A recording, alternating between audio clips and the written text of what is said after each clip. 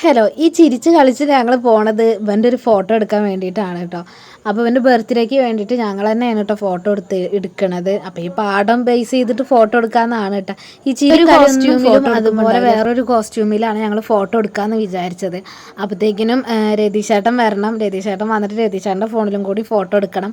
കഴിഞ്ഞ പ്രാവശ്യം പിന്നെ നമ്മൾ അഖിലേട്ടൻ്റെ ഫോണിലായിരുന്നു ഫോട്ടോ എടുത്തത്. അത് ഞങ്ങൾ കർമ്മയിൽ പോയിട്ടായിരുന്നു കേട്ടോ ഫോട്ടോ എടുത്തിരുന്നത്.